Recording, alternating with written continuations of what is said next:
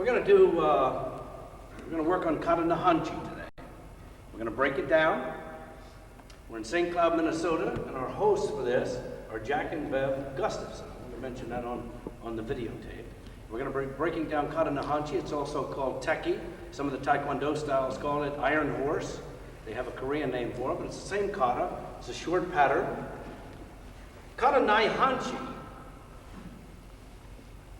I have read in books in the history of Tai Chi that all the kata goes back to Tai Chi.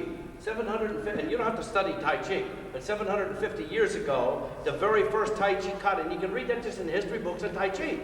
People call me up and say, what book did you read that in? Find any book with the history of Tai Chi, and it'll tell you that it goes back to a man named Yang Chang Feng, who mapped out the angle and direction that activated pressure points of the human body. From that original kata came all other forms based on the pressure points that the creator of that kata or form knew. And I'm sure that a lot of you have read over the years that some of the early masters only knew one kata. Right? They knew only one kata and they were considered deadly. Well, I used to wonder in my competitive years, I knew 25 and 30 katas. And I didn't feel that deadly. How could he be so deadly? He only knew one kata. So we started researching kata and found out that in the kata there's no blocks. In the early kata that was created in the Tai Chi, none of the moves were considered as a block. It was the angle and direction needed to activate a pressure point. A lot of that could be lost or was lost, I feel, during World War II. The American servicemen brought the martial arts back to this country, but there were a lot of secrets that they didn't teach them. We used to hear that there was a school for the Oriental and a school for the Americans. That was a joke for many years. And I later found out it might have been the truth. The kata, Naihanchi, we found in some books, goes back about 250 years. And the kata was named after a man. His name was Han, H-A-N, Chi, C-H-I, Han Chi. And Naihanchi can be translated to be the point or points of Han Chi. I had heard, now some of this might be legend because I have no way of proving it as fact, but Shiguro Nakamura in Okinawa, who had a style of karate called Okinawan Kempo. My style is Ryukyu Kempo. Okinawan Kempo, Ryukyu Kempo, they're almost the same thing. Same art. But Shiguro Nakamura only ever did the 3 Naihanchi katas. Short katas, crossing back and forth. And I used to hear he was a very deadly individual. And I knew those katas and I couldn't understand how he could be deadly. And that's because I didn't understand the angle and direction and what the moves were actually for. In kata, there are no blocks. That's one of the keys.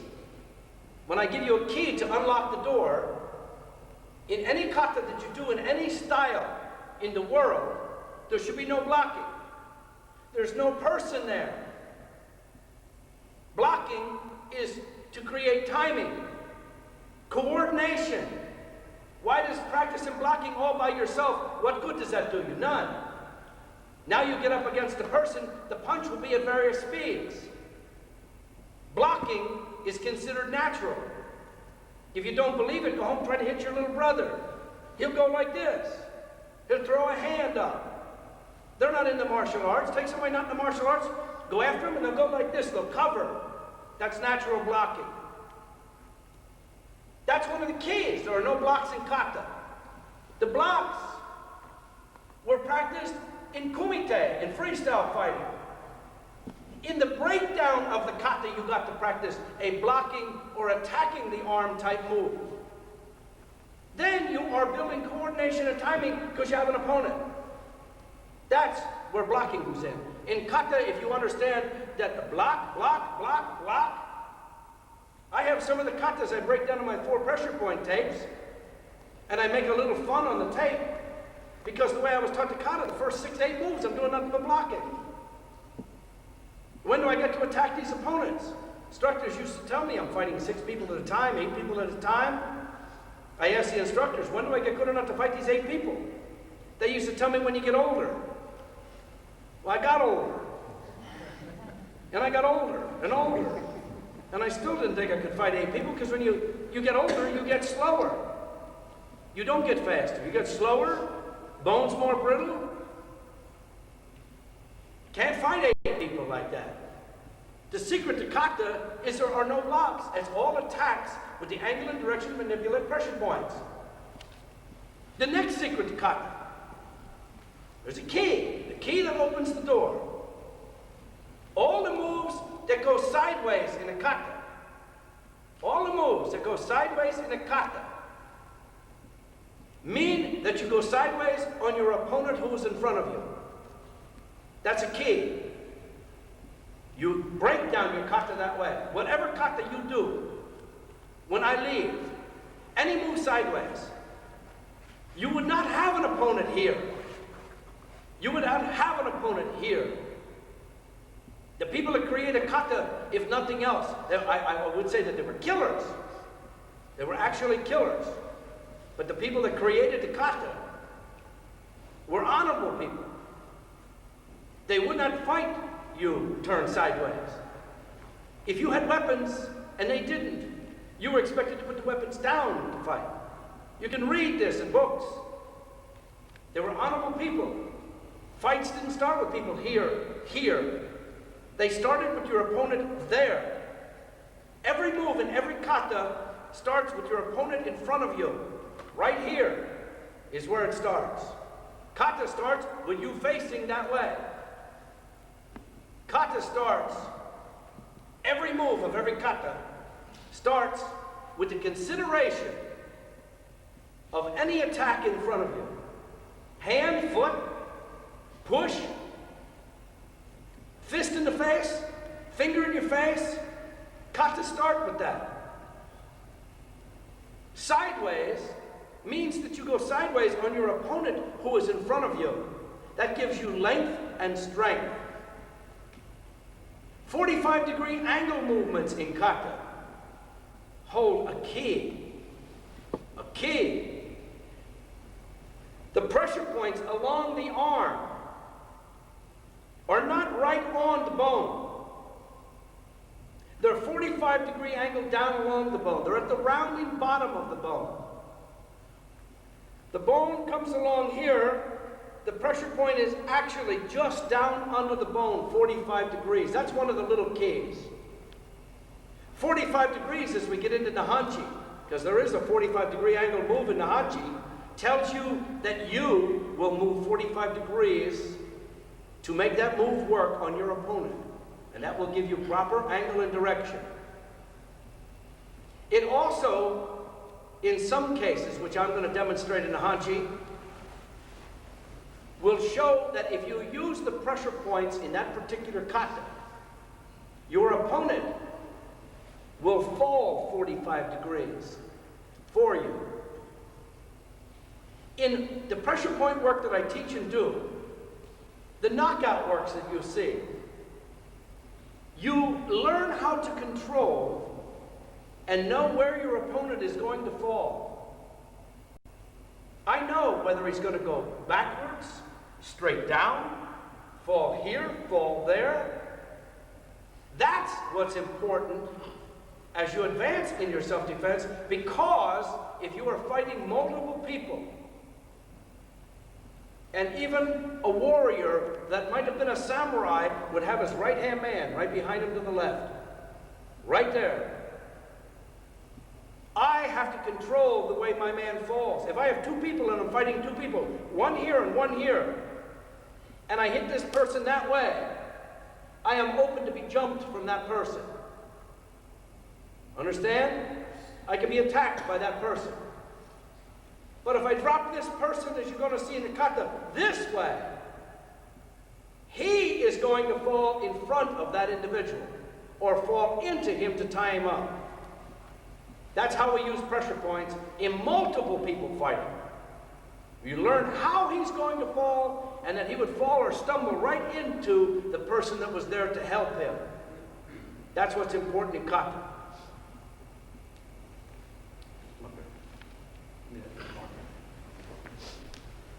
He's agreed to be marked up, but these will wash off.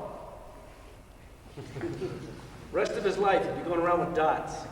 He'd be age 60 telling people, I don't know, I had these dots, I was born with them.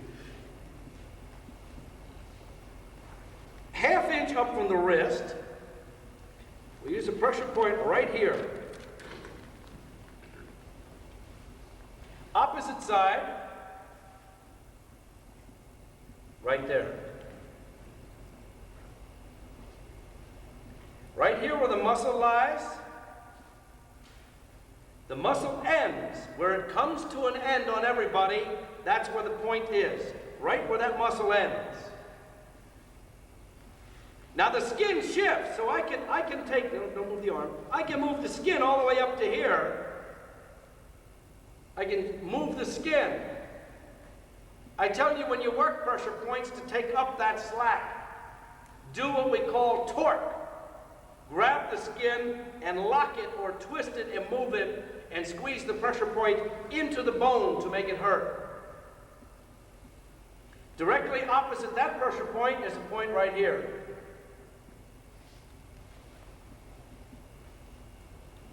In between the muscles, make a muscle. Go ahead, make a muscle. Oh, he did. Just kidding, he's actually got some muscle. Right in between the muscle, this crease, is where the other pressure point is. This is an energy control point into the arm. You hit this one hard, and it numbs and tingles. Make that whole arm numb and tingling.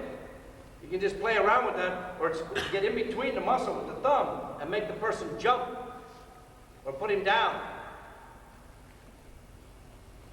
The other pressure point that we use, right over on this side, is just on this side of the elbow. Same thing in here, make him jump or control.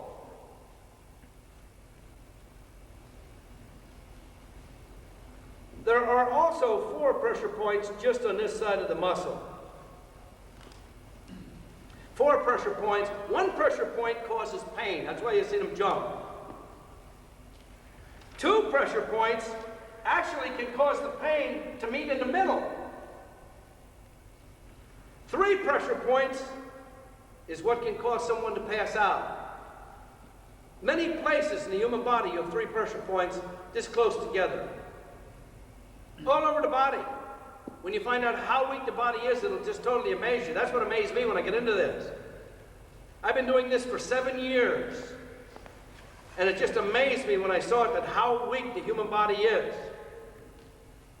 Because you just touch a pressure point, and the way I look at it is a pressure point is a place to enter pain into a nerve. The nerve runs the full length. And I can do this, and he feels it, and he feels it, and he feels it, but it hurts more right on the pressure point, doesn't it? Hurts more right on the point. It enters the pain right into the nerve. A lot of times I will hit this pressure point, the pain is traveling on the nerve, and I catch up to it. I send pain up the nerve, and I meet it straight on. And that causes that 2 points to crash like a collision of 2 cars head on, and it brings a severe pain into my opponent. Now what I caution you not to do, a lot of that consideration in Kata is in Kata, but what I caution you not to do is to crisscross. Because pain does meet in the middle, I'm going to show you pressure points on the legs today. You do not kick pressure points in the opposite leg when you are hitting or pulling up pressure points on the arm. Opposite. Because the pain does meet in the middle, the person can get sick to the stomach, can even get cramped, or throw up. I've had people in seminars, we've had people in our dance training that have got sick to the stomach and or even threw up right at a seminar because we were playing on this arm and somebody would kick over here or be too rough on the leg on a pressure point. And then the pain meets in the middle, which is the midsection. We're going to be using these points extensively today. We're also going to be using points, he didn't know I was going to do this to him. We're going to be using points right here. We have a pressure point in behind the jaw. A lot of people have reached in with a finger and they do this and make somebody jump. And by the way, where are you from? Rice Lake, Wisconsin. Okay, what is your name? Ken what? Ken what? Quillisi. Ken Quillisi. I want that on the video so I know who he is. He's going to be famous. Is this your first weekend of meeting me? No, I was at your last seminar. You're at my last time, but that was your first time of meeting me, right? Okay. A lot of people think I only do this in my own people, and I don't. I teach seminars all over the world, and I don't know any of the people before I get there.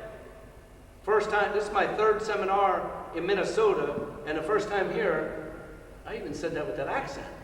Did you get that? Minnesota. It slipped out. You brainwashed me. This is my third, I guess my third seminar in Minnesota, and it was the first time I met everybody, right? How many people here we put in a lot of pain? Like pain? How many people have I knocked out here? Raise those hands.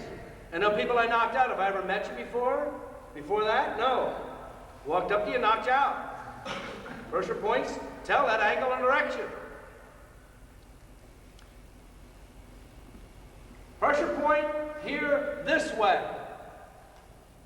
Pressure point here this way. Pressure point up that way, up that way. So we really have 3 pressure points. 1, 2, 3. You're all going to want to take him home to your dojo. You're going to be a popular man.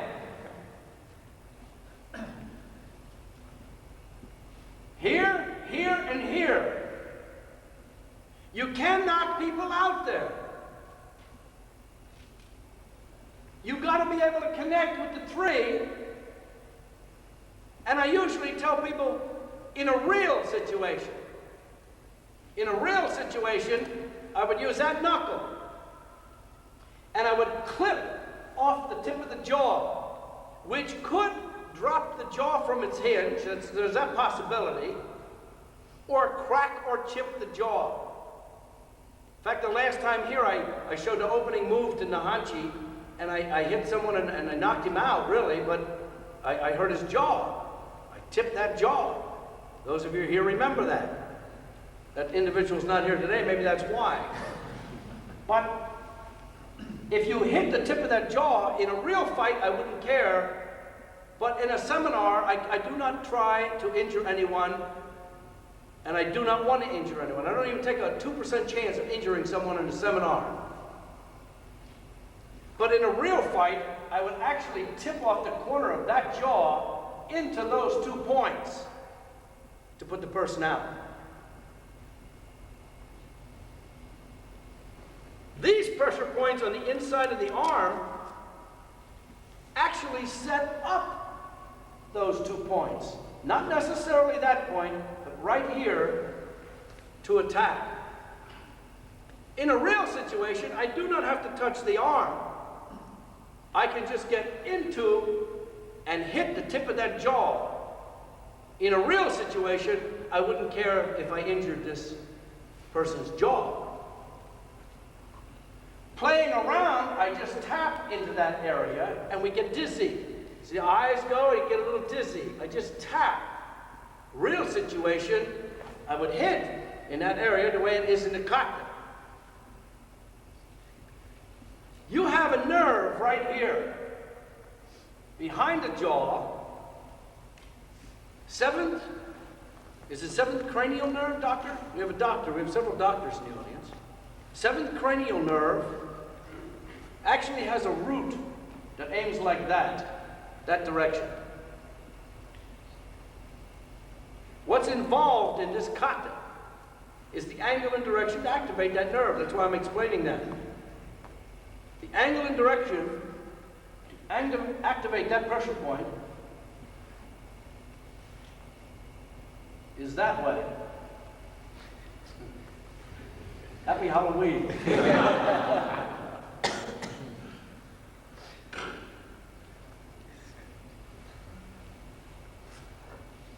Everyone see that? Both sides of the jaw.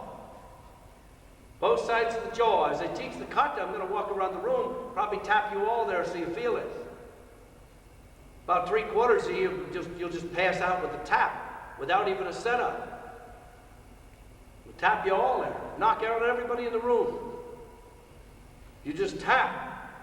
But the angle and directions got to be that way, not in, not in, that way. How many moves do you know in kata that come towards you, that angle towards you, not towards your opponent, come towards you? I've said in my seminars that the moves towards me are more important than the ones towards my opponent.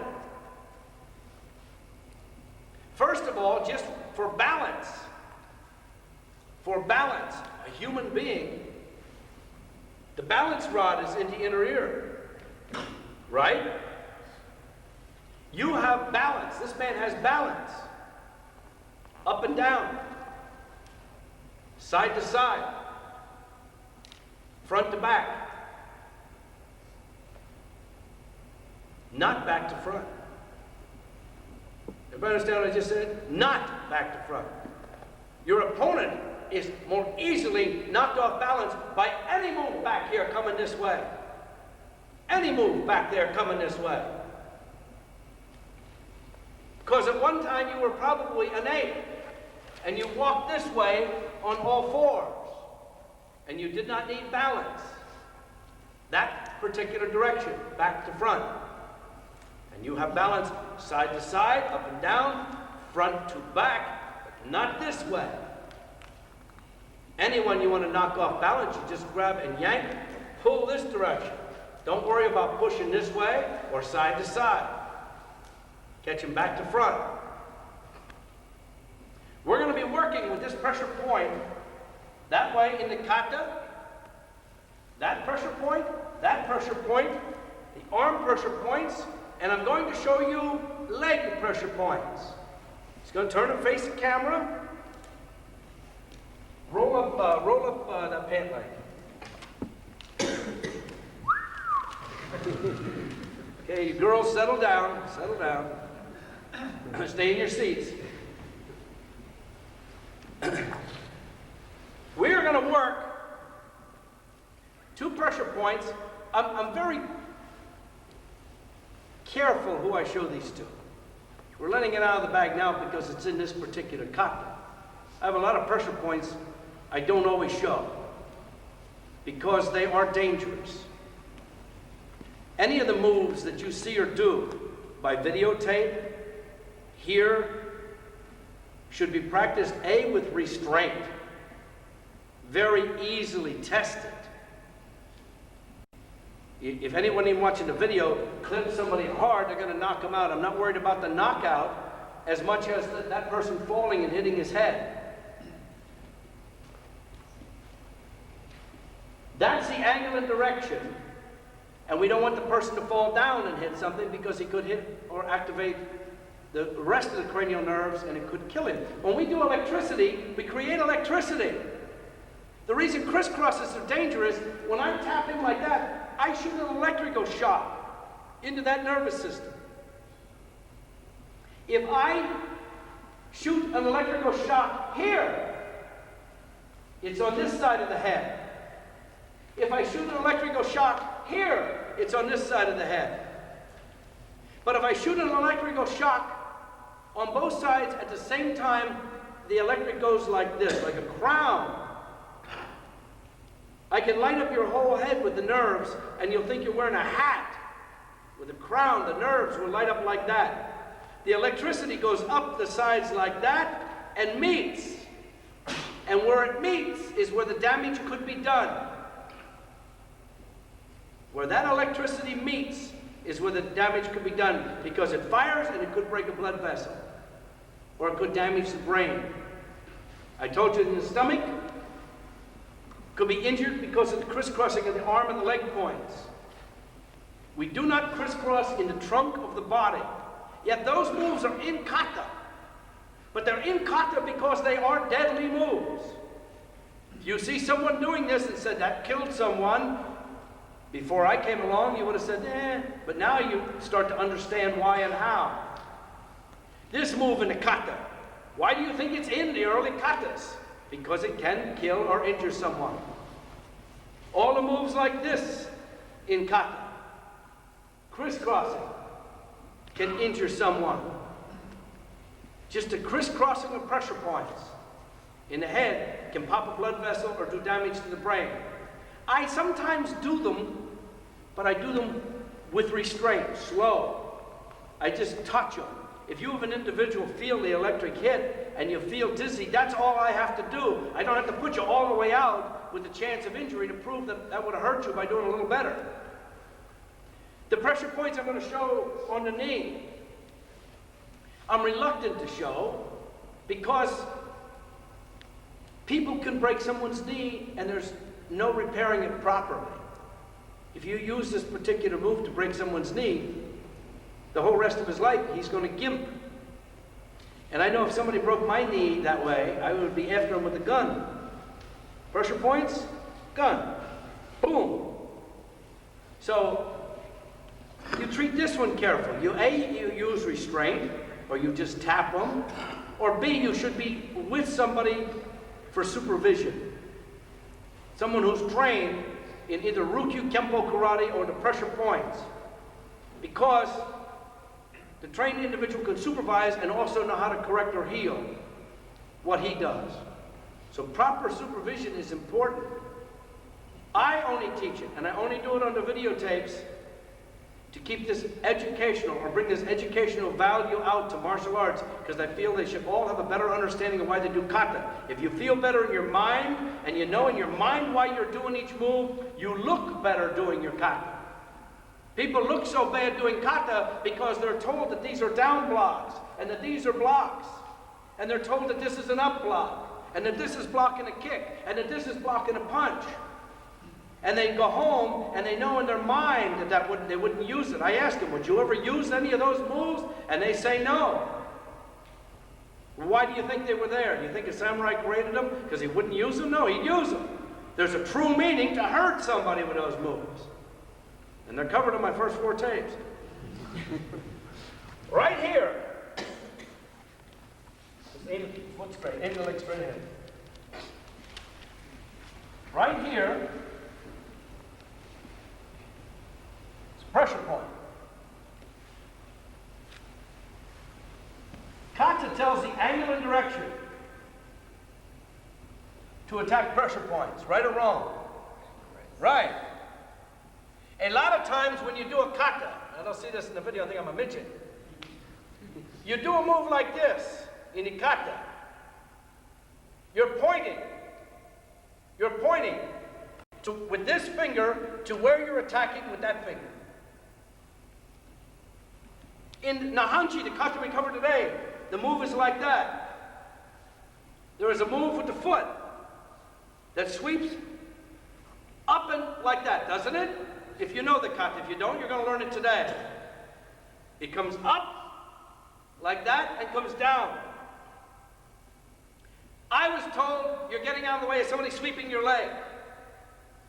We tried that. That was another move that I said, well, I wouldn't use it for real. Because if you're getting out of the way of a leg sweep, why would you come up towards his foot sweeping? He'd catch you. We tried to work that out and it didn't work. Somebody's trying to sweep your leg, you do this. You just get it out of the way. You wouldn't sweep it like that. You're mapping the angle and direction to attack those 2 dots you see there. The sweep on my opponent's leg has to be up like that. I am marking what is going to dislocate that leg. The leg, the knee, perfect joint alignment like this. Perfect joint alignment. That's why kata, the feet go straight ahead. When you open up Naihanchi, the feet go straight ahead to tell you that if the knees are not perfectly aligned. If he has his, get in a left foot forward stance to the camera. Left foot forward. Aim the toe in. That's it. That's a perfect karate stance. Balanced, back straight, knee alignment right. The reason for karate stance is proper joint alignment, good strength. Cannot break the leg unless you know how. Angle and direction of a pressure point. If he takes the lead foot and aims it just a little bit away from center, little bit, right there. Now wiggle your knee. Anyone can do this watching the videotape. You just aim the foot a little bit away from center, wiggle your knee, and it'll almost come out of the socket by itself, won't it? Feel it? Wiggle, wiggle. Now go back to pigeon toe or straight and wiggle a knee. Strong. Full strength, joint aligned. Don't most people that come up to you and give you grief stand in front of you with their feet like that? Don't they come up and do this? That's why I usually say on my things, I can break their leg 99.99% of the time. Trained martial artists don't know how to stand. They don't know how to protect below the waist. Martial artists are supposed to be able to protect the entire body. A cat stance is to protect below the waist. It's not a stance that you fight in. It's to protect down here. Protect this area, the points, and keep this leg so it cannot be broken. But a person standing like this, you don't have to fight him. You just break his leg. He goes to move, kick him with the kick in the Naihanchi. His leg will go out from under him because I'm just going to tap it with my hand. This move is used for a person who's larger than you. And it's used up like this. Isn't that the angle and direction in the kata? Okay. Just stand up straight so we can demonstrate. Pressure point, pressure point. Actually, those two pressure points are 45-degree angles from the knee, the kneecap. That's another meaning of the 45-degree angle in Kata Naihanchi. The pressure point is exactly 45 degrees from center. 45 degrees from center. Now I'm going to have him telephoto in just on the knee area and stand with the foot aimed straight ahead and just stand normal with equal weight on both feet and get those stupid marks off your face. I take my wrist and have a kick. I want you to concentrate on the joint, on the actual joint area, because you'll see it just pop out. Doesn't pop out much because he knows it's going to happen. But the kick should come up like that. Watch the joint area. And I'm trying to do it to stay clear of the camera. I'm going to then have him turn so we get a better camera shot of this. I'm trying to be off here. I should really be in front of him. Right here. See it? It will actually pop out. You can just stand normal. This way. You see the joint? In other words, if this were a kick from me, if this were a kick, with the angle and direction being that way, my angle and direction for that dot is like that. And that dot is like that. And that scooping kick is to angle in on that dot or that dot with your foot. And if I do this with an actual kick, you only see me touching it. Now you watch the joint. See it? And no power of a kick, no force with the shoe on. If I have a shoe on, the heel of the shoe locks right there and just does this. Right out. Actually, those 2 points will release that from the socket. See it? That's as slow as you can do it. It's actually hard to do that slow. With a kick, my kick would come in and I would tread. He's going to have a broken leg. That's with him in a proper stance. I had him aim his feet straight, so his leg would be stronger. If he's standing like this, with a little angle off like that, I can just do this. See it jump out? And I grabbed him because we don't want him to sprain or break that knee by accident. If the person's like this, this is telling in the kata what you are going to do to the man who's in front of you. How you're going to break his leg. Up on the inside. Up on the inside. I'm going to teach you how to do that individually. I'm making sure you see the points. Then we're going to get you up. Go through the kata slow.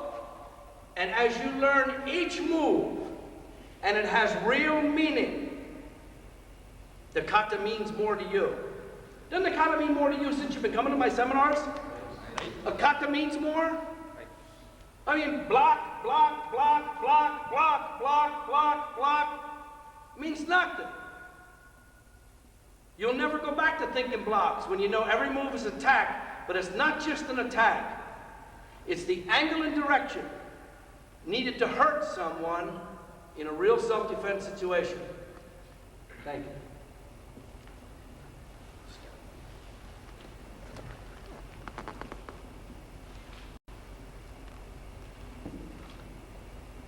Naihanchi.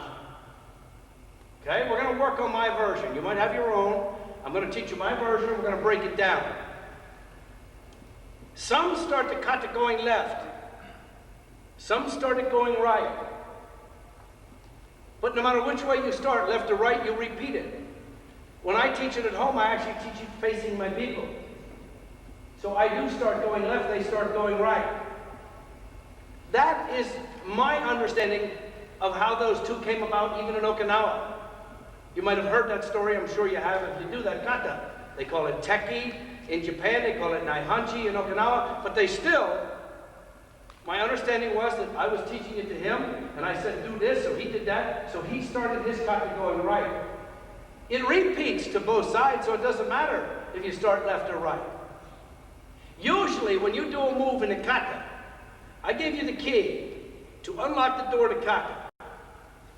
But usually when you do a move in a kata that goes to this side and then to this side, or as in this kata there's a repeat to the right and to the left, that usually means that those techniques will work on either side of your opponent.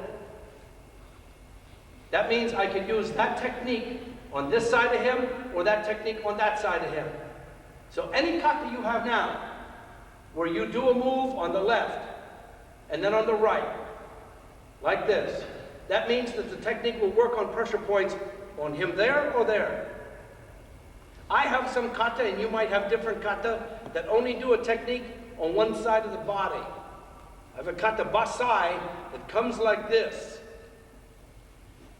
That pressure point technique will only work on the heart-leaning side of my opponent. That's why that move in that kata is not repeated. Understand that now? So if you have a kata, any kata in your system that maybe only does a move on one side, then maybe that's the technique that will only work on that side of your opponent. Your feet are angst out. The hands are here. The feet go to straight ahead with the movement of the hands. The hands should do like a C. Pull towards your breast, and go down to the floor. You are going to use a crossover stance and dip. Stay there. When you are in a proper crossover stance, your back should be straight, your thighs should come down like this and come in like a funnel, that the calves meet and physically touch each other. I should be able to get my hand between the thighs. Then you're in a perfect balance crossed over stance. That stance is used to transfer energy into your opponent to hurt him. Here, now you step out and your feet adjust to a horse stance. The left hand will go to the hip, the right hand will come out like a smacking motion. You're going to take The next move, your left arm, and you're going to bring your elbow technique to that right hand. You immediately, from that elbow now, I'm going to turn to look at you. Good. The upper part of the body is 45 degrees. You're going to immediately take and make fists and come to your right hip in a catch. It's a catch. You're going to downward strike with the left hand. That move is done alone. You're going to pull that hand back to the hip and punch with the right hand across your chest in this manner. You're going to go that direction with a crossover stance. You're going to cross. You're going to step out to a horse, taking the right hand, back fist. You're going to take the left hand, come down underneath, and you're going to make what is known as an X block, but we use that as an attack.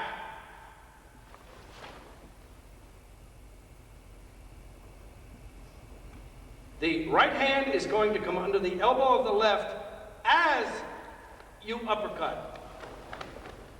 That should be at and towards an opponent and back to here. You're going to take your left leg, you're going to scoop on the inside, and 45 degrees, you're going to smash with this hammer fist. You're going to take your right leg, scoop on the inside, take the left hand, and you're going to turn it palm up.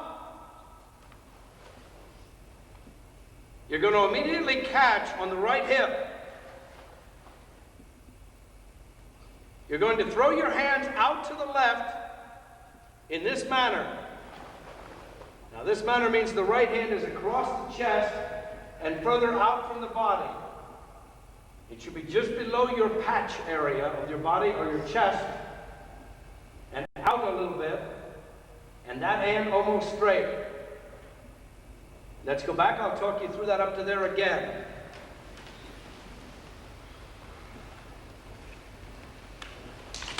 The feet go together as the hands pull to the chest and go down. You're going to dip, crossover stance, out to the side. That's one technique. That move is left right there. You're going to elbow and catch. That's one technique that we're going to break down. All by itself, the left hand smashes down. That's one technique. You're going to pull the left hand back and come like this. Now remember how your hands are, because as you do the crossover, this is all one technique. Everyone do that. Going to rise up. And that actually is delivered like a back fist. You're going to come in underneath, but snap. Right hand's going to go underneath. And not this. That's the back of the knuckles. It's this. It's aimed at your opponent. Scoop. Attack. Scoop. Attack. They're 45 degrees. Catch.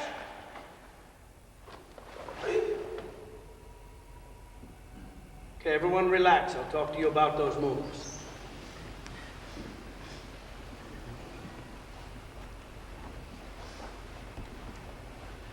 We're going to go over it again in half of the kata so you know the entire kata, and we'll explain that to you, why those moves are on the end. So you're here, put the feet out, hands are here. We're going to start with the first half and then pick it up.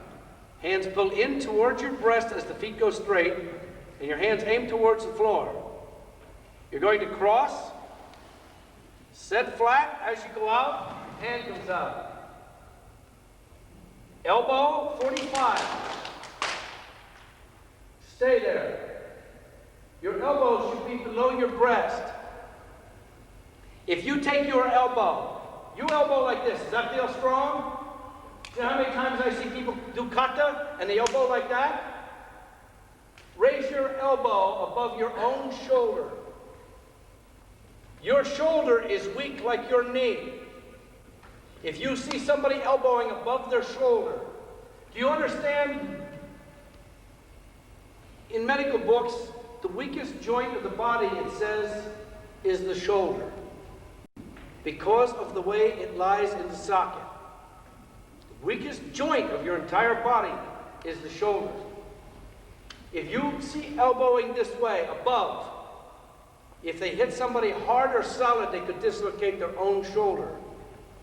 All elbowing should be in this region where your most strength lies. Your most strength lies in here. If he puts his hand and pulls it against his chest, I can't move it here. But the higher up he puts that hand, I can move the hand 10 or 20%. If he puts it up higher and tries to hold it there, I can move it 30, 40%. His most strength lies below his patch. These punches should be below the chest or the patch. Elbows below the chest and the patch, because that's where your most strength lies. You should also be elbowing with this, the muscle group, not the bone leading. This is a wrong elbow. You would injure your bone. The arm should be this way, so that you are elbowing with this. I use this muscle part to attack arms and legs with just this part alone. We can put somebody down. Whoa, straighten him up.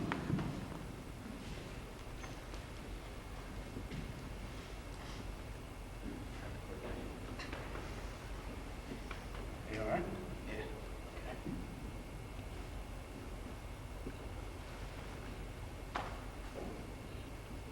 Vision okay? Yeah. Okay. We attack with this. The muscles group. A lot of attacks that you see don't have to be with what's out here. They're with this. I do a kata, my hand throws high, and they think it's my hands up here doing things, and I really attack with this. The muscles group with the forearm. So you hit, muscle group, catch, strike, punch, cross, up, break, strike.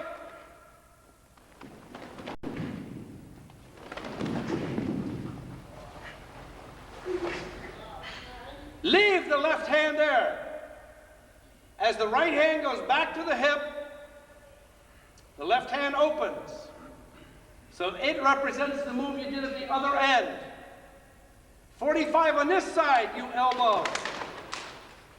You catch, you down strike, you punch, you cross, you step up with this.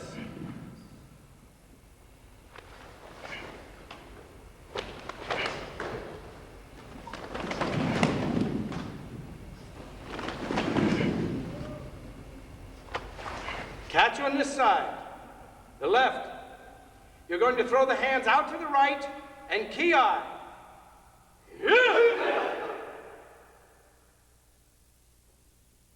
Step up, hands go down, hands go to the waist, step out to a horse, throw the fists out. The fists don't just set out, they punch out. That has a meaning. Everything has a meaning in the kata. Every single move has a meaning. Now you come up, and then you would bow. End of Kata Naihanchi. Now we'll get into breaking it down. We'll show you a few moves, pair off, break them down. Few moves, pair off, break them down. Pull your belt tight. Just pull it tight. The opening move, just this move has a meaning. We did state in sessions that your martial art belt, could be used against you. A person's belt or buckle in the street can be used against him. The reason the belt goes around twice is because if it went around once, it'd be too long, it would drag on the floor. If the belt went around once, it would be a much narrower knot. What is going to hurt his eye more if I do this or I do this? This is going to hurt more. Eye is basically a pressure point. I classify the eye as a vital point. I separate vital and pressure. Pressure are the ones we use. Vital, eyes, ears, nose, throat, and groin, we all know that they're vital, but we have explained there's a natural defense against those. It's going to blink. But the narrower the object to get to that's the meaning of these various fists in the martial arts. To get to pressure points with the angle and direction. The narrower the knuckle or it hurts more. The belt goes around twice so that your opponent cannot use your belt against you. If this went around once, it would be a smaller knot, and it can be used. You have pressure points right down the abdominal region that this could be used into the pressure point to double you over. And just some meanings here are pushing your opponent's belt or buckle or whatever into here to dip him, to hit him. If the person reaches out to grab me, he actually activates his region, so when you push, he doubles down and he can be hit in that direction. So it'll double this way. When we get you up, we'll just have you test that on each other, but you'll have the person grab you and that activates these points. And then you'll just push on his belt. Push it down into the abdominal region of your opponent. Not back and in, down and in 45 degrees. Push down and in with the belt or the buckle, and you'll see that it'll make him want to double over, and then he's open for an attack above. The moves like this in Kata Naihanchi, and the move like this, are on both ends of the kata. In almost everyone's style, they will come across and come like this. And they'll go this way, and they finish with this. And then they do this on this end, and they do that on the opposite end. As I teach the breakdown, you will see that this and this can be used with every single move in that kata to break down. If you do any technique that I teach, and for one reason or another it is not working on the opponent, this and this will get you out of that technique. Everyone understand that? Yes. To move sideways in the kata means to go sideways on your opponent who was in front of you. Yes?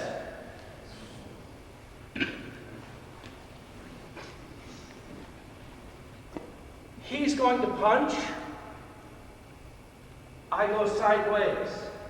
I go sideways and I try to, now we don't grab or block, but as he's punching, you meet with the entire muscle group of the arm. What looks like a higher belt, sometimes lower belt ranks think that a high belt did this. We never teach to grab someone's punch or arm. If you miss, he's got you. We use a cover, block, catch these 2 points. I go sideways, and this move is what I would use right here. This move from the opposite angle I use right here. I showed this pressure point with the ink. Everybody knows or can feel there's a pressure point that does this to people. With this move, you try to get that little knuckle right there underneath that motion. This is the meaning for that move. If it's done with hitting force, it sends electrical shock into the cranial nerves that can do a lot of damage because you're holding the opposite wrist points. You have to watch hitting there when you're holding the opposite arm. Understand? I am holding here, I have here. This is the move in the kata. I'm going to pair you off, and you're going to do this on each other. What I'm really going to have you do is face. He goes to punch, drop back, simulate, slow. On both sides. It can be either side. Either. It doesn't matter. In other words, you are to just drop back and catch the hand that's coming at you. You are going to drop back and catch the hand that's coming at you. And you're going to put the fist in the same position you have in the kata, which is here. Have you pair off, and you're going to work on that. Okay, everybody on your feet?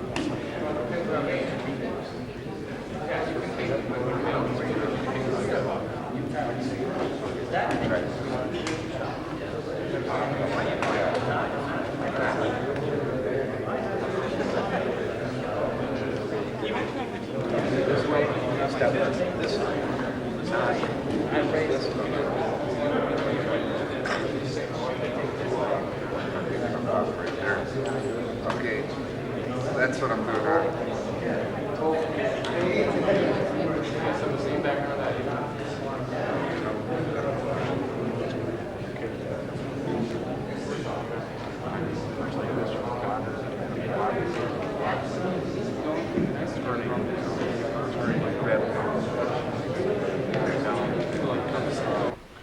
Person goes up and pushes you, right?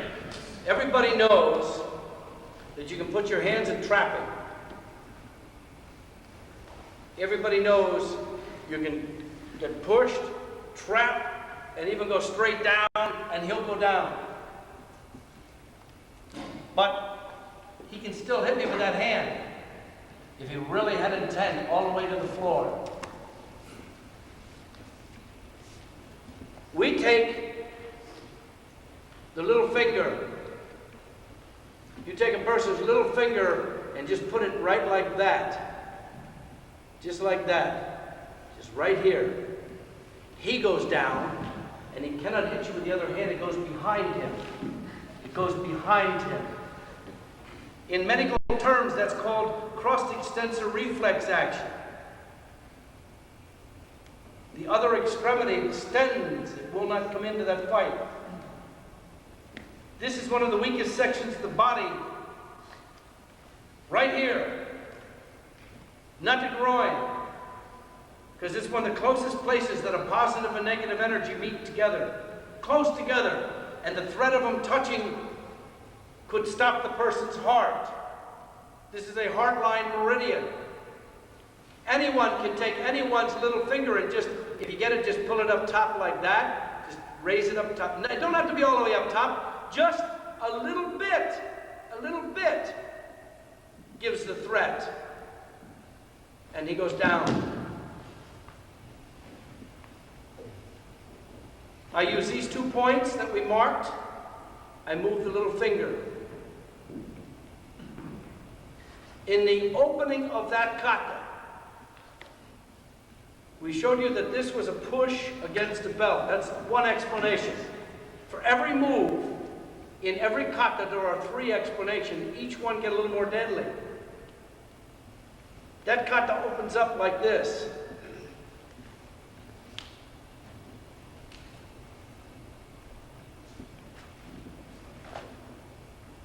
Yes? This represents my opponent pushing me. Doesn't this look like someone pushing? Every kata starts the way a fight would start. Doesn't a fight start with a sucker punch, a sucker kick, a push? 1,000 years ago, a kata didn't start any different, or a fight didn't start any different than a fight today. A push with either one hand or 2 hands, a fist in the face, a finger in the face, or just a sucker shot. This kata opens up with the defense against a person pushing you. This actually represents where you're going to put him when you do this technique. If he pushes me, now I'm going to turn sideways so the camera can see it, but if he pushes me,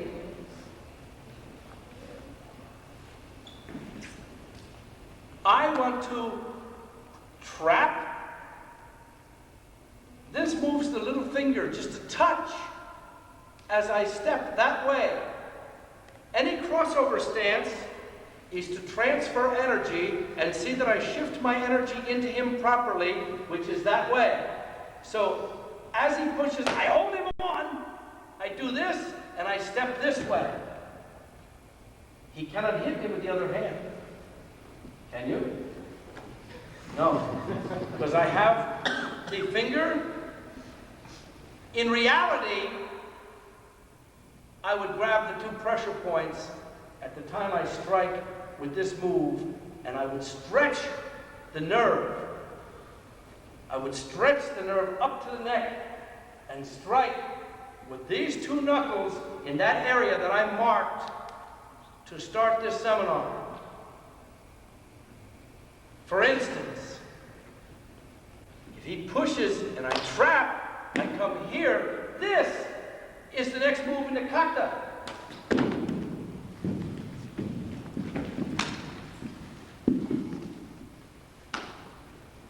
Sorry. Sorry.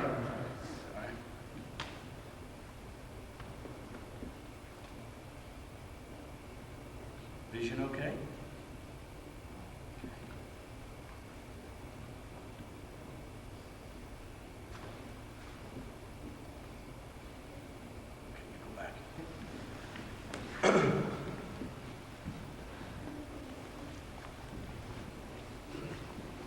That's the meaning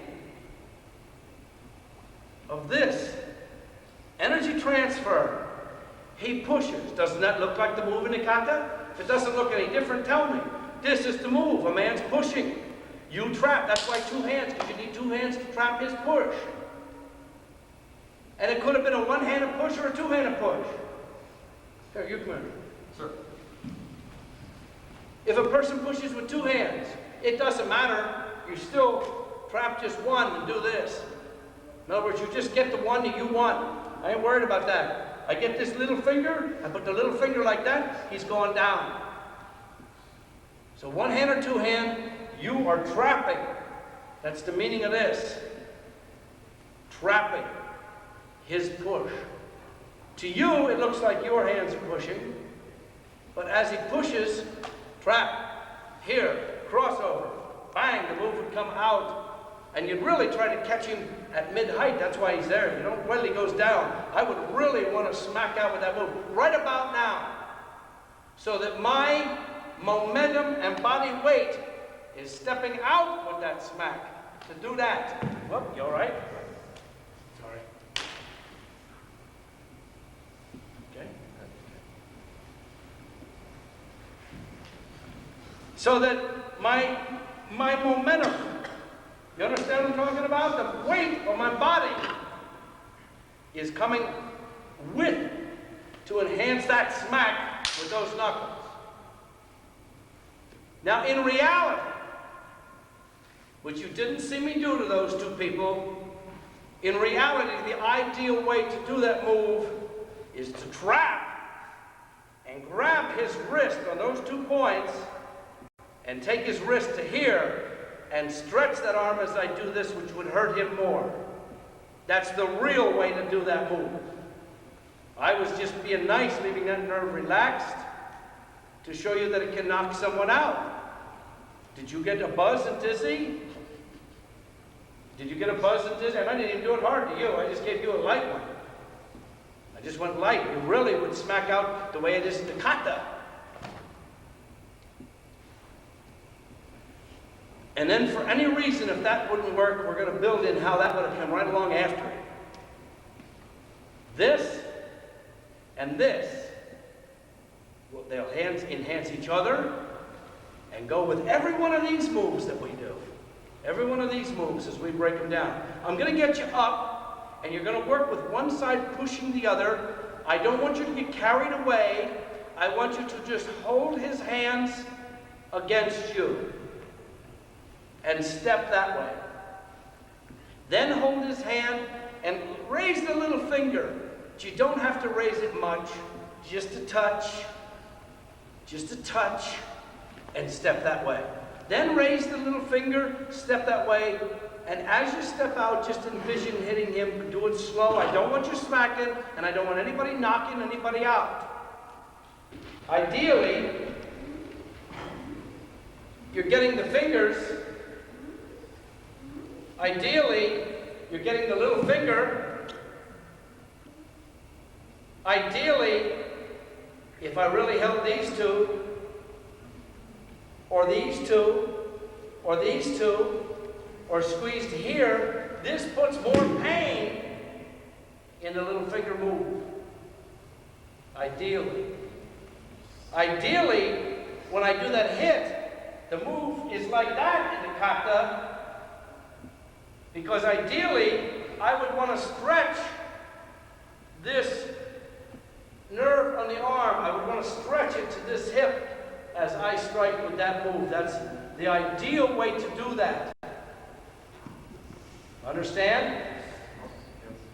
Ideally. But then again, ideally, it could kill the person. So it's a very dangerous move. You cannot just stretch someone's arm and strike. Also, when I do that move, you're just hitting out with a hand flat. I let this happen. Now, not that much. I'm just showing you, so I don't do it much. I just let a little bit. I let my knuckles round a little bit. That's actually one of the reasons they develop knuckles on a makiwara. Not to develop hitting somebody like that. They would develop the knuckles a little bit to let them slip into places. Actually, if I took the same move and punched in that area, you could injure or kill also. You could kill with the punch. That's one of the areas that you do this move to. This is a very dangerous move in that kata when we do these. Because ideally on that, you are taking this down off of a grab, or grabbing the points and squeezing the points and knuckling in that area.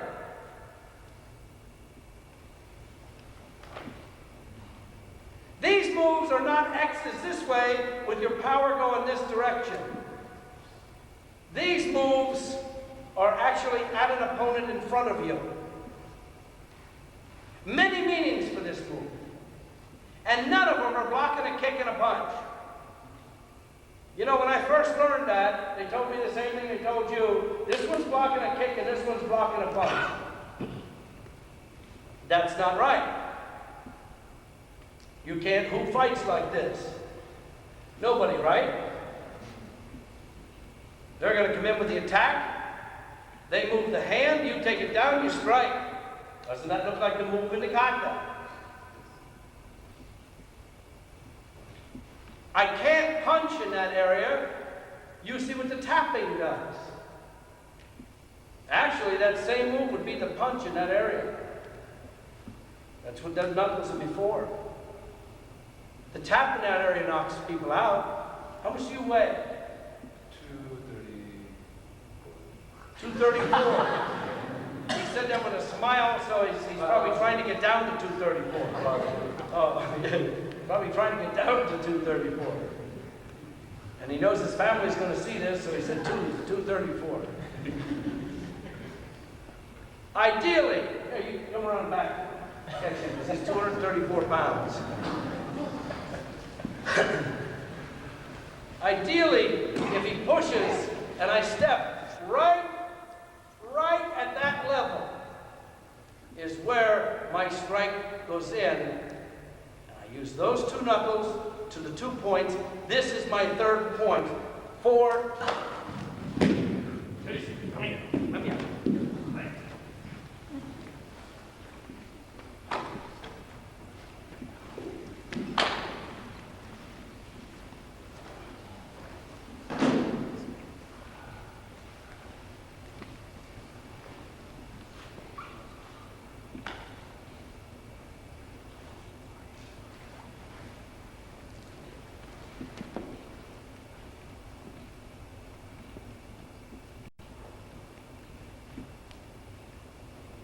Larger person, larger pressure points.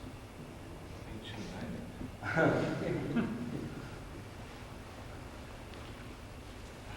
right. Vision good? Vision good, not blurry? Okay. Sometimes it leaves the vision blurry. If the vision is blurry, they come back. And the vision is blurry, we do the revival technique again to restore the vision. Just the optic nerve is jumping from the shock to the cranial nerve. I'm only doing that on one side. Both sides is what can cause a crash. So when you see it done on one side, you see somebody pop, and then he leveled off. You saw it. I hope that came out on video. He leveled off like an airplane. Yeah, he leveled and went down. And bigger person, larger pressure points. I try to be easier or milder on people that size. He's 230, and he is not my student. I know he has my patch on, but he's Jack Gustafson's student. I've only met this man a couple times at seminars, but he was huge, and I thought I'd show you what it would be to knock out someone huge with the touches. You all right? Okay, let's put him back. Help him back. I'm great. Wow. So, give him a round of applause.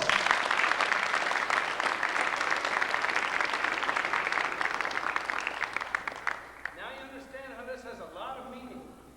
A lot of meaning. They would do makiwara. It was Americans that assumed they were trying to get a front punch harder. That was assumption.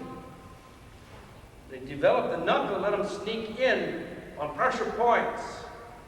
So it'd be like the thumb. They also used to use the bogo gear, the kumite gear with the mask. And the metal mask and the over the neck, the arms padded, and the hands and the chest. It's my thoughts it was Americans assumed that they wanted to fight full contact. It was so they could practice pressure points in their sparring without hurting. Freestyle sparring, you do not have control of some of this. You do not have control. Freestyle sparring, if I'd have done what you saw there and he leveled and there weren't people to catch him, he could have broken arm, broken leg, broken neck, injured the head, injured the spine. It was Americans that assumed that they were putting on the equipment to fight full power. If they were fighting full power, how comes the instructor was only 112 pounds and the big 6-foot Marine was 200 and some, and he thought it was hit as hard as you can through the armor, and they come back and they develop full contact karate. Because they didn't understand their kata. They did not understand their kata. And some people say, Or they assume, well, you couldn't use this move in a real fight. And my only defense of that is that if I cannot hit you, then yours wouldn't work either. Understand what I'm saying? If you cannot hit him, your blocking and punching wouldn't work. Now, if I can't hit him, if I couldn't hit him, the element of surprise is involved. If someone attacks me for real, they don't expect that. That's the element of surprise. If someone attacks me for real and they're 234 pounds, or they're much bigger than you, they're going to be right up in your face. They're going to be overconfident. I won't have a problem touching them. They'll be right here in my face. So yes, if I can't touch them, I can't do that. That's true. But in a real self-defense, the moves in the kata can be used as in the kata. Don't have to alter them. Don't have to make up another meaning for them. Don't have to say it's traditional. I don't allow that word to be used. Traditional means you don't know the answer. What's that move for in the kata? Oh, that's traditional. They used to fight that way 1,000 years ago. Yes, they did all these stupid things 1,000 years ago that they couldn't use. That's wrong. They had a real meaning, it's just no one told you the answer, the explanation. They didn't give you the key to open the door. They didn't give you the secret to kata. They didn't tell you that every kata in every style, Japanese, Chinese, Okinawan, Korean, Taekwondo, even that art, the kata came from other movements. They say, well, we do a lot of kicking. Well, yes, but the moves in the kata have the same motion as you have. It's pressure point work that relates back to China. This, that. We're going to cover this, which happens on both sides. But that goes with that. This move alone, we're going to do first. Anytime someone grabs you, this move is involved. In any kata.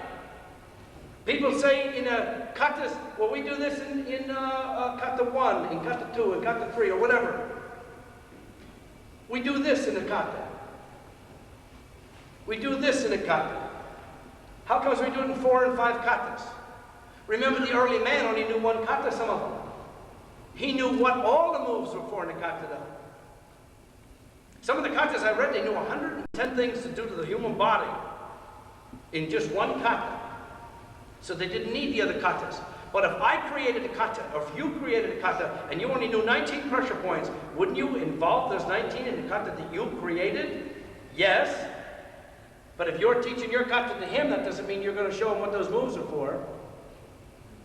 Right? You're going to show him the kata, but you're not going to explain the moves.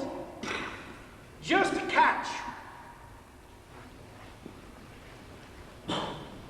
If a person grabs me, and it could be my arm, it could be my clothes, it could be my throat, it could be anything, but he has me, I take these 2 pressure points to put him over to here. That's what that move is for. When you use these 2 pressure points, it's going to release his wrist. It releases the wrist, and this hand helps. This hand puts extra pain in there to put him over to here. Same move without the pressure points.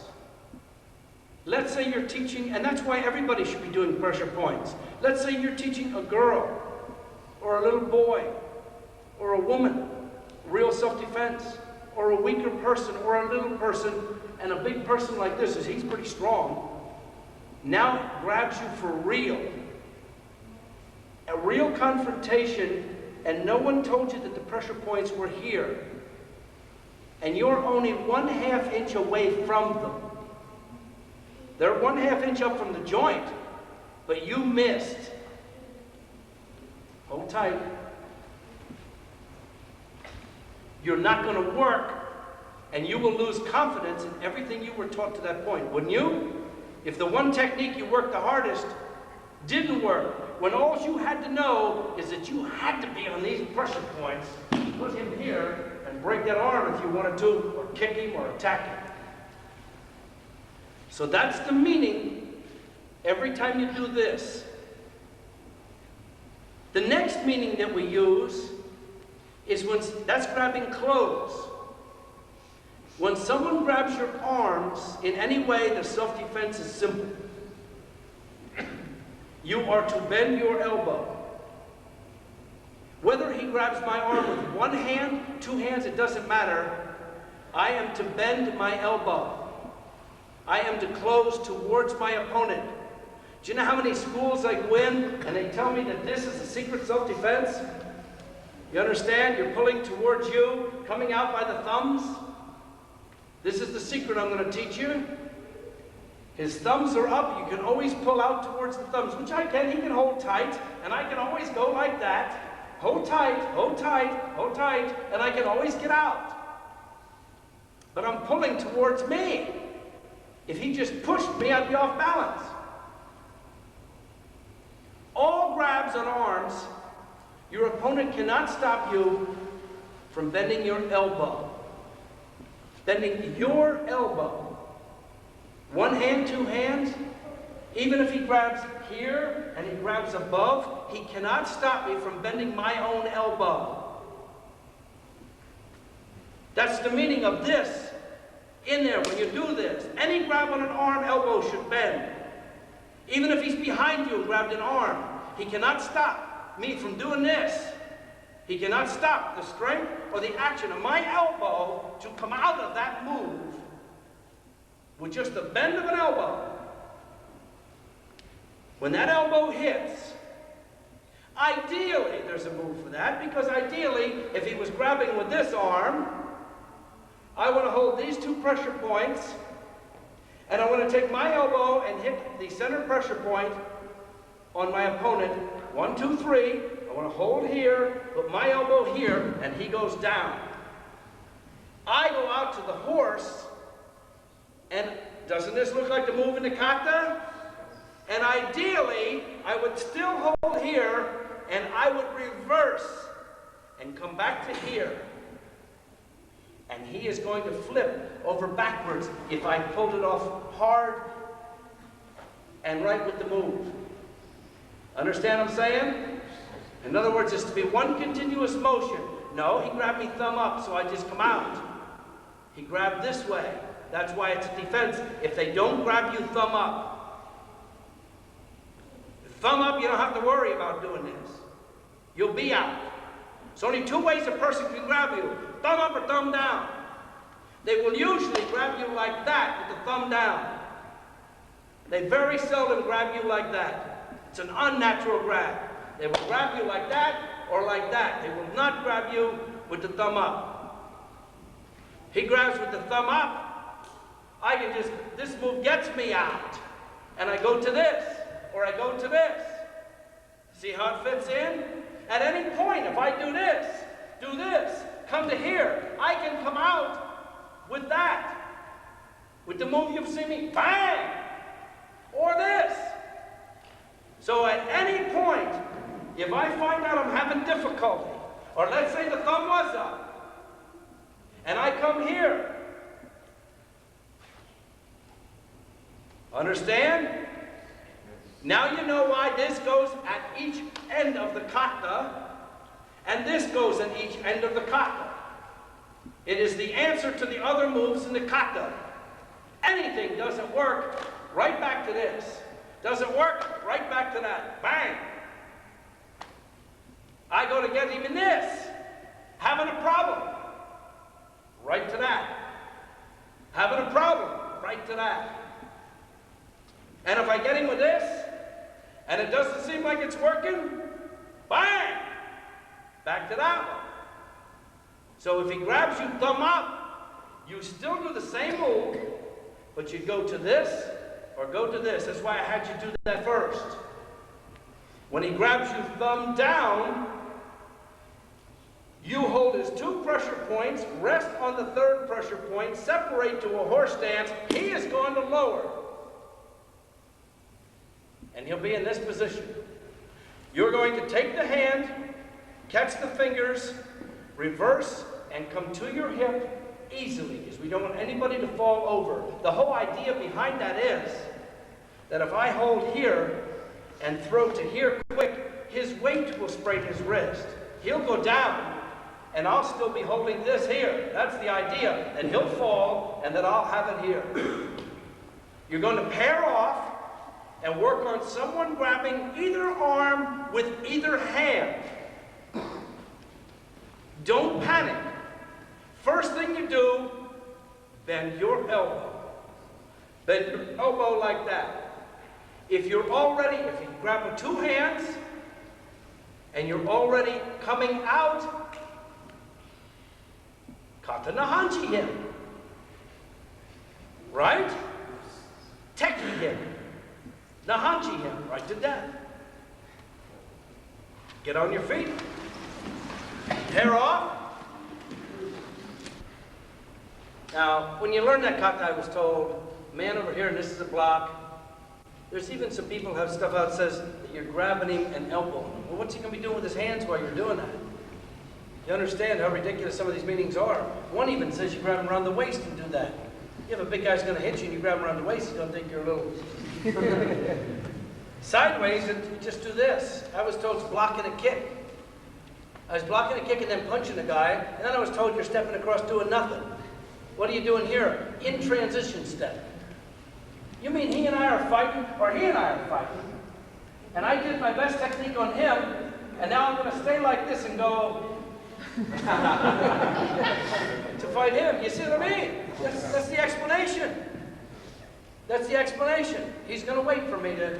Have you heard that explanation, though? Yes, you're stepping over in front of your other opponent. And you had to wait. This move, by itself, is used as an arm break. Several explanations for that. We have Gishin Funakoshi's book called Ryukyu Kempo. Ryukyu Kempo, 1922. Same thing after World War II in his book. He showed this as a down block. It's understood as a down block. In Ryukyu Kempo, the book, in 1922, we have a copy of that. He shows that on the back here. He shows that same move on a pressure point right here. Golgi tendon reflex nerve, right there. That pressure point, get on a solid arm so I can't move his arm, but if I hit, he only feels that, but it doesn't hurt. That really doesn't hurt. But this hurts. Doesn't that hurt? That only picks up rubbing. You have receptors in the body that only respond to hitting, pushing, touching, rubbing. They're in medical books. All the pressure points are either touch points, push points, or hit points.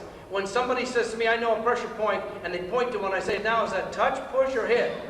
Well, what do you mean? Well, then they don't know what I know, because hitting a push one does nothing.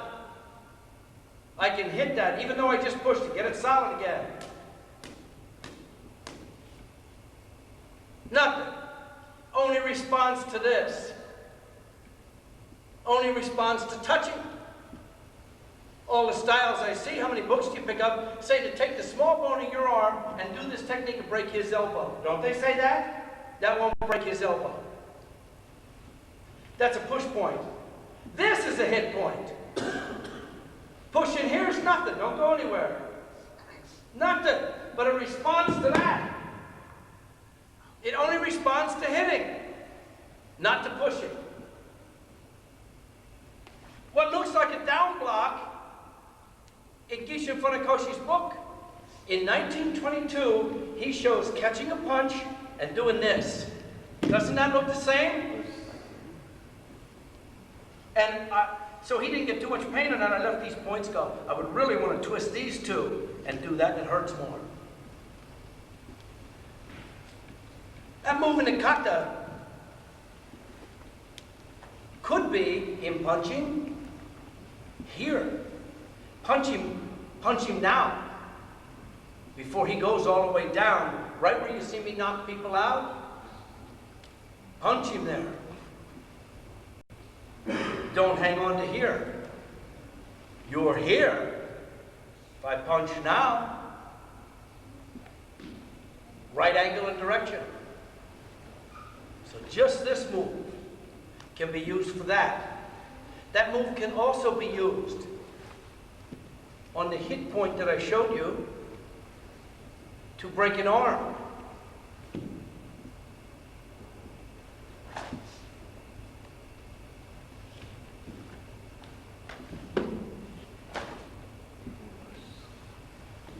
So if someone's grabbing you, you take here and you hit the hit point. It's going down. Doesn't that look like just that move in a kata? You did this, you did that. Just this. You separate it. You're sideways. He's there. I go sideways to break the arm. He moves with that arm. I can do this move to here. Turn. Hit that. You have to be careful when he's in this position, you hit that. I do it, you see me. I have a lot of control and feeling because I've done it to so many people, so many seminars. I know just how to do that and he's going to go. You're liable to break or sprain that elbow area. Watch doing that. That's where supervision should come in, or restraint. If he's in about a half bend like that, and I catch him hard, he's going all the way down. And I really didn't even pull with that hand. The whole technique is to be, isn't that the way it looks in the kata? So in the kata it's, and if he didn't go down, don't go all the way. I'm not strong enough maybe. Back to this. Back to this. And this could also be this. Couldn't it? Those of you who were at my seminar and I showed the head pressure points. I can't do that, you don't have a hair. Yeah. If I can do it to your ear, you see, I take the ear and do that. A technique is only a technique if you know and feel it. If I feel a kata, if he goes to move and I feel a kata technique, I can use it. He wants to move, I'm going to move. And I'm going to Naihanchi. Bang, bang, bang. Or even the head technique. Doesn't this look like Naihanchi? Huh? That looks like Naihanchi. What's the next move in Naihanchi? That's right. What happens if I do the next move in Naihanchi? Break his neck or at least whiplash him. You all right? I get a little carried away. I get into Naihanchi. It's a great kata. You cross.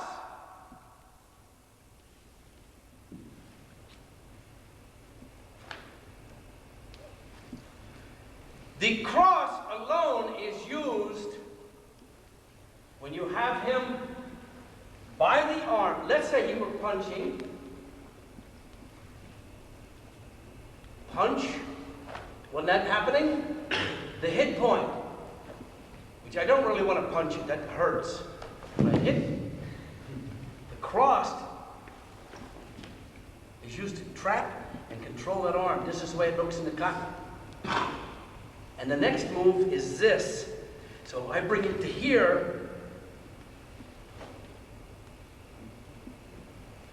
And I'm using pressure points that I dotted out. You actually use pressure points that you know. The man with the dots. You always fire for the same area. We have pressure points in Ryukyu Kempo all over that we can just change the angle and direction to do more. When you learn them, that's what was blowing my mind in my study. There's so many with different angle and direction, You have to put them into your kata to remember them. So you use this as an off balance for stepping. You step out to balance. You would knuckle where you see me knock people out. So that's just the meaning of that. I could have had him by the head, but you saw me by the hair. I don't want to do that again, but I can grab you by the hair in that technique, this technique, and switch it to this technique, and step with your head like that, and come out with your head, and turn it up like that, and strike it on the other side. When you do this move in a kata, this is my favorite.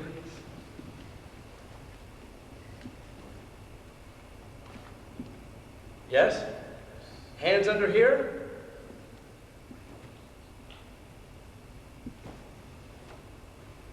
Right? This foot. That hand. This foot. That hand. Where's my man with the dots? Come on out here, dots.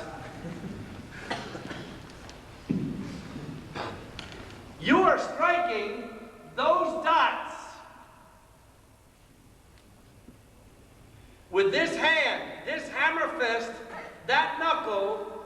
You are striking that area, but really that way. Got it? Back to front. 45-degree angle in the kata.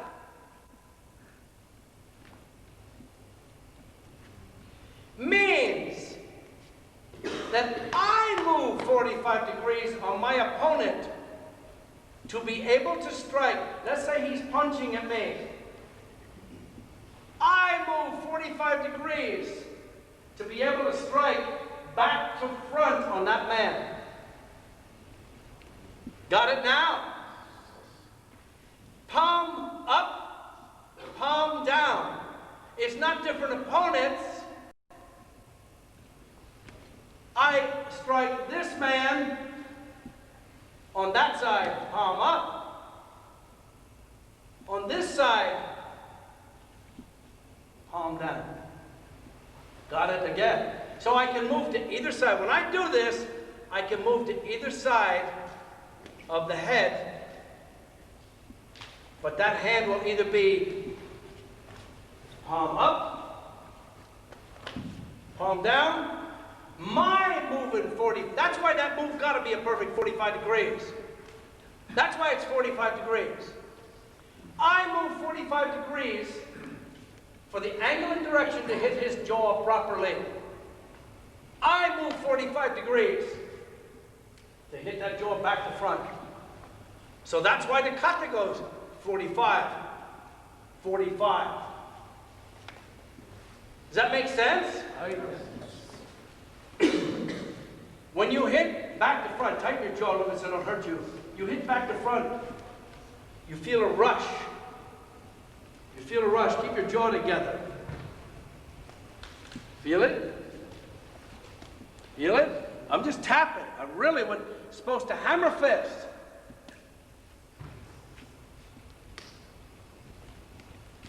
Feel a rush? Back to front. Feel it? This way. I'm just doing it nice like this. You're really supposed to hammer fist and grab his wrist points and step. That's why it's this way in the kata. You are to take the two wrist points, strike. Two meanings I want to show you for that move. One meaning, your opponent's in front of you. I move 45 to use the move. That's one meaning I teach. The second meaning I teach, remember the leg points? Remember the leg dots in the beginning of the tape? When my opponent is standing in front of me, right in front of me, and I use that leg move, which angle and direction. When I use that leg kick, here, he goes 45 to be hit with that on the way down.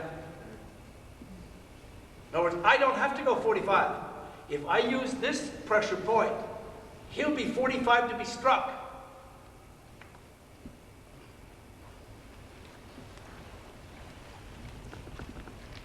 Would be standing in front of me. This technique is going to catch the pressure point on the leg that we mapped out. When I do this technique right, he'll be 45 to have been struck with the hands.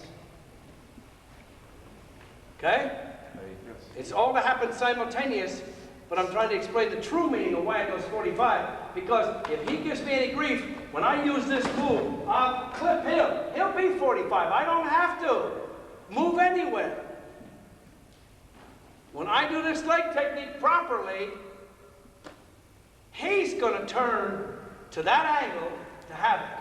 And had I done this one, he would be at that angle to get that one. That's the meaning of that in the kata. Here, bang. Here, bang. That's why the hands go 45, 45. Two meanings. One, you move 45 to make the technique work. Meaning number two, you kick him with this technique on the pressure points I mapped out on the leg for you, and he'll be 45 to be hit. You don't have to move anywhere. That takes just a touch of practice. You have to watch you don't injure your legs, but when you kick the leg, he'll go 45, bap.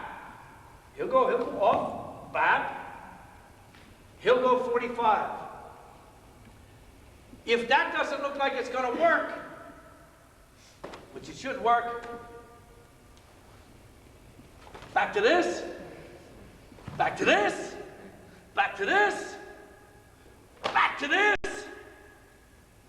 You Naihanchi him to death.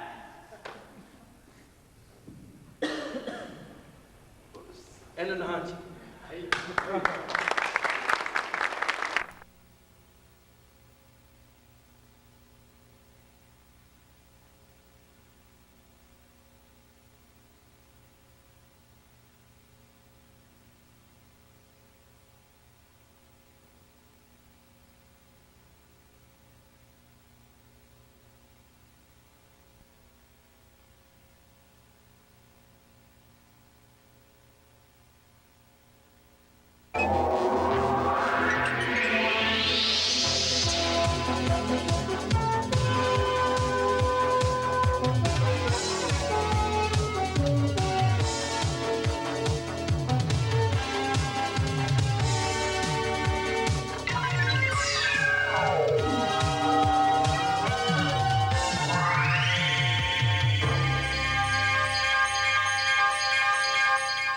Good evening, everybody. I'm George Michael, and welcome to the Sports Machine. Tonight, through the use of the Sports Machine, an amazing winning streak comes to end in tennis for Martina Navratilova. A man named Pete Rose. He continues to win his race against the clock. USFL champions will return to defend their title this year. And tonight, the ancient art of karate and a man who has mastered it with a flair for the unbelievable and the dramatic. Good evening, everybody, and welcome. Nice to have you with us tonight. I've been going through the dictionary trying to... Karate, the ancient art of self-discipline and self-defense. It's always fascinated me, and I guess that judging by the crowds that flock to see every new Chuck Norris movie, most people are as fascinated as I am by these talented and skilled people. Now, Reading, Pennsylvania is a long way from Hollywood, but there's a man who lives in Reading by the name of George Dillman. He is indeed a real-life Bruce Lee. To introduce you this unique man, let's go to Reading, Pennsylvania, and George Dillman.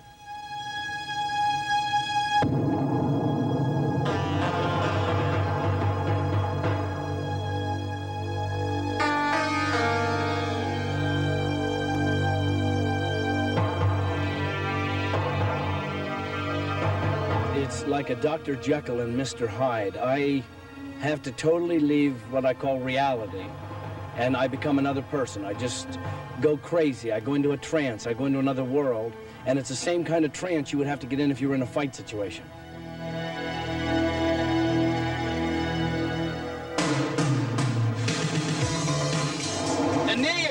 defensively to block against kicks.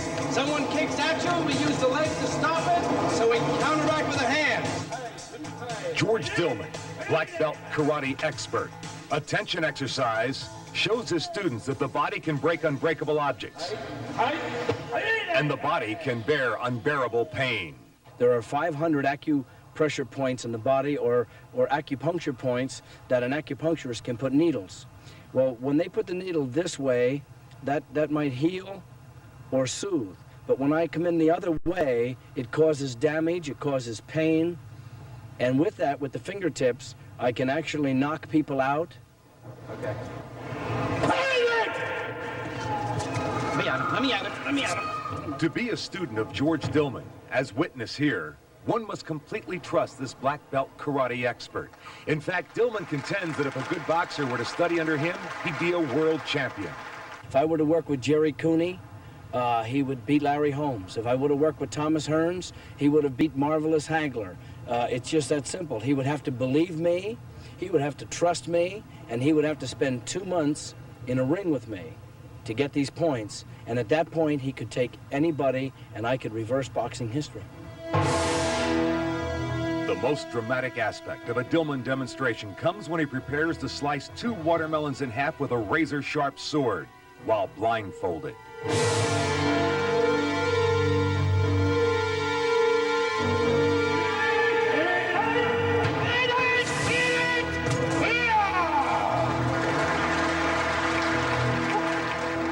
I build a mental picture of everything that's going on out there, and then with the years of practice that I've had with that sword doing what we call kata, or forms, I know that the blade is going to be on target. I just have to get a mental picture of where the watermelons are.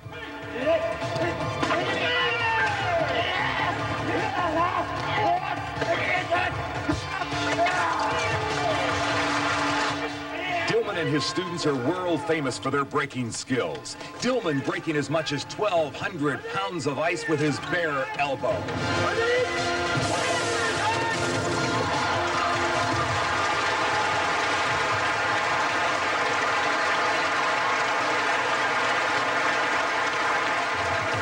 Breaking is a show portion of karate.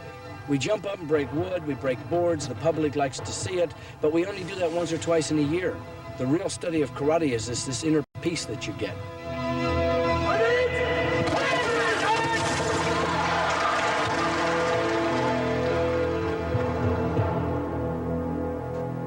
Boy, I'll bet you Tommy Hearns is glad to know now that he could have beaten Marvelous Marvin Hagler if he'd trained under George Dillman. I think I'd rather fight Marvin Hagler than train under George Dillman. United States well represented in Henley-on-the-Thames, England today by Harvard. They beat Princeton University in the Grand Challenge Cup at the premier event of the Henley Royal Regatta. Oh, we'd like to take a second tonight to welcome all of you on the South Jersey Shore who are now watching the Sports Machine on WMGM in Wildwood. Thanks for letting us be a part of your summer vacation. That's the Sports Machine for tonight. Have a good week. We'll look for you all next Sunday night. Good night, everybody.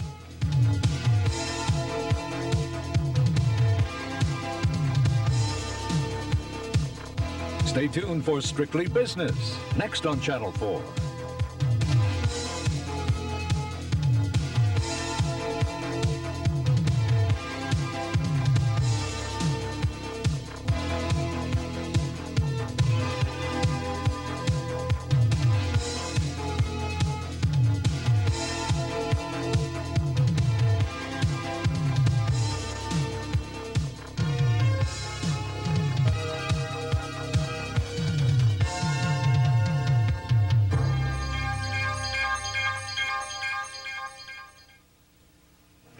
Folks, you stick with George Michael, you will get it all. And I can't wait. yeah, we have a whole nother new thing here tonight, George. Ladies and gentlemen, are you ready for this, Come Lee? on. Ready. See, Lee and Jim, they know a little bit about what's happening here. I would like for you to meet Mr. George Dillman. Comes from Pennsylvania, performs a great deal in Reading, Pennsylvania. He and his wife are karate experts. He is the superstar.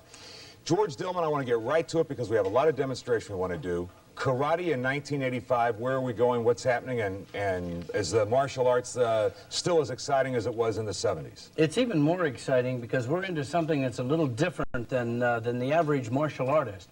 I teach something in art called tuite, and this is acupressure points. We have pressure points all over the body, You've heard of acupuncture. Sure. And there's 500 places in the human body that you can put needles to cure or heal somebody.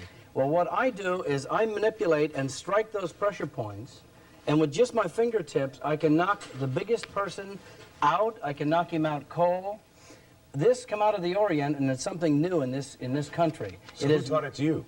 An Oriental man 12 years ago gave me notes on this subject, and I've been studying them ever since. You have students, you have, I understand, almost 250 students who are learning karate from you? Well, we have 400 students at my school in Reading, Pennsylvania, and I have a following of 2,000 students at 26 locations on the East Coast. We have karate schools in Ohio, Kentucky, Vermont, down in Virginia that are watching this broadcast, New Hampshire, and my school is in Reading, Pennsylvania. All right, George, we have a couple of students who are with us here in the studio. First of all, tell me who is who and what's going to happen here. Okay, the first man that is here, his name is Sterling Johnson. Now, Sterling is not one of my students. I invited him to the show. He's a very good friend of mine.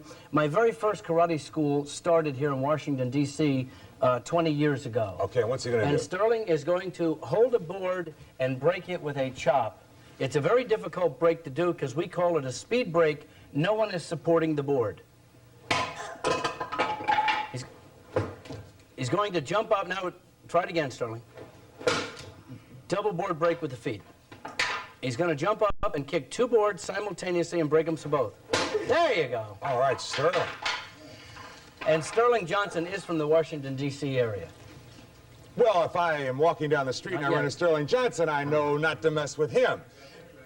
Wait a minute. Now, George, he didn't break the board the first time. How many times do guys get hurt trying to do something where it doesn't happen? Okay, when you don't make the break, first of all, here we were under a rush situation. In a very confined area. Yes, a very confined area. He really needed a little room to move.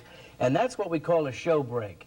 A show break is something that you wouldn't use that move maybe in a street situation. That's just something flighty. He also, and we were limited, we couldn't do that, but he leaps up in the air and does a spinning kick and breaks boards, and they would fly and knock out lights, so we can't do that kind of thing under this situation. I believe you. What's happening next with the cinder blocks? Larry Tinnen is the manager of our school in Reading, Pennsylvania, and he's going to hold a board and break it with one hand, which is very difficult, because again, it's not supported. Then he's going to do what we call a double break, a very difficult break, because both hands have to strike with the power simultaneously. Just show him what you're going to do first, Larry.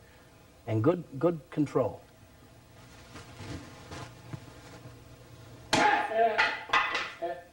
And this is cement. There you go. Mr. Larry Tinnen. We're going to shut up. The audience tends to want to applaud. Ali is aghast. How much time do I have left, Mo? Because I got to know, because the next one is a little... Okay. George, I saw a tape of you slicing a watermelon. Oh, you have something else you're going to do? Yes, we're going to do one more break. Get ready. He's going to break a cement block that's rested on 4 glasses, and he's going to use a glass in his hand to do this. This was featured on That's Incredible. And he does this with its concentration. Watch closely. This is Ron Richards. There you go. And didn't break the glass? No. Concentration. Do we have time to do the watermelon? Can we do it in 60 seconds, or is that time enough? We'll do it quick. We'll do it quick? We'll do All it right. quick. I saw a tape of George Dillman. Now, this is what the other chair is for. You go ahead and just set it up. Ignore me. There was a shot that I saw on tape of George Dillman with a man taking a watermelon. Is this a samurai sword? In fact, take a look right here.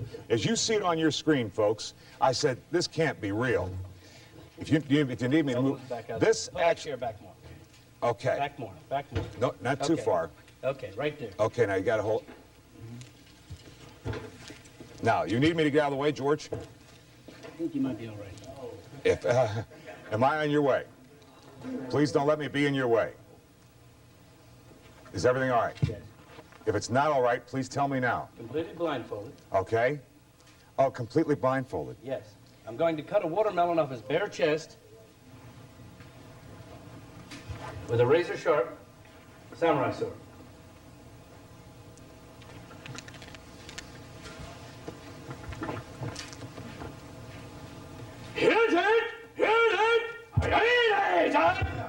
Stand up. Show the belly. I'm impressed. Lee and Jim, do I need to tell you that I wish that we had more time with George Dillman? Now, I must tell you that we are putting together a story for the Sports Machine. George, I thank you very much. We didn't do the ice, but you've got so much more to do, which we'll have on a Sports Machine feature coming up in June. All right? Thank you. George Dillman, Lee and Jim, I got to tell you the truth. I'm scared, man. I'm going to be and I didn't do I'm anything. going to McLean, Virginia to speak on vitamins and minerals for a company called Unilife. And I'm going to be talking over there this evening. Okay. The Holiday Inn. I say this. Vitamins when and minerals. George speaks, people listen. It's called Sanchin, and it's just this move out of that kata. I'm going to put... They're all hiding. Larry, we're going to knock out Larry. The whole idea when you do these techniques is the person has to be relaxed so that I do not hurt them. If you've ever heard anything called the death touch or the delayed death touch in the martial arts, it is for real.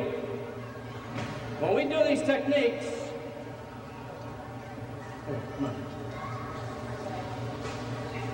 if a person is relaxed, he's relaxed and I do a technique, he only feels it a little bit. He drops. I use pressure points all over the body. If he's tight and he wants to fight, like a fight situation now, it hurts him more. I can break that. These techniques are pressure points that are all over the body.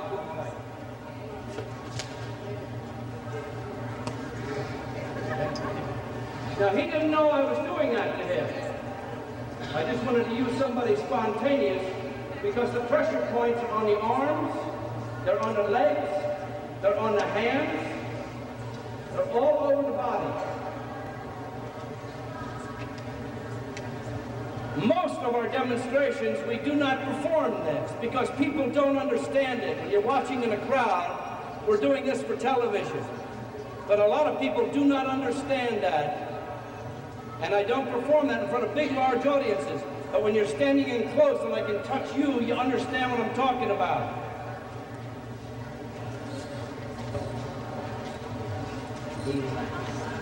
Yeah, up here a little bit. Right here. Keep together. Keep together. Relax.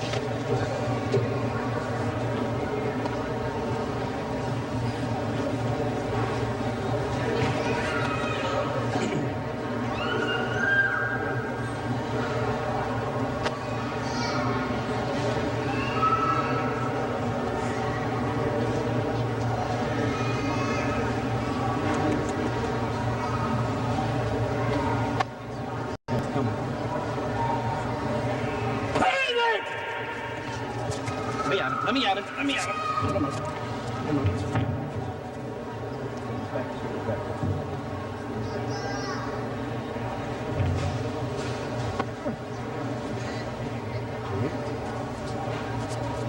Put an arm out there.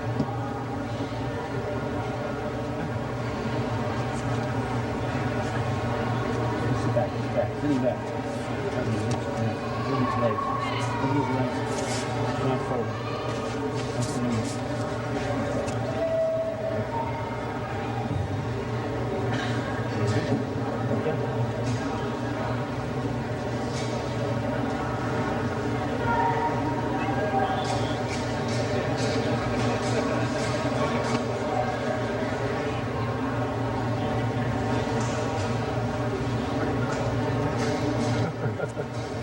How many fingers? None.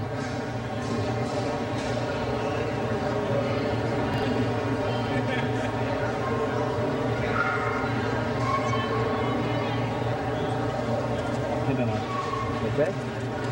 Right.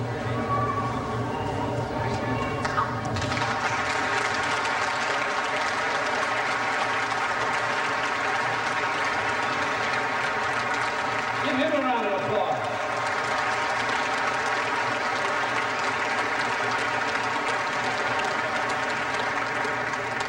We're going to do a kata for you. The techniques are hidden within kata and form. In kata or form, what we call it, There are no blocking techniques at all.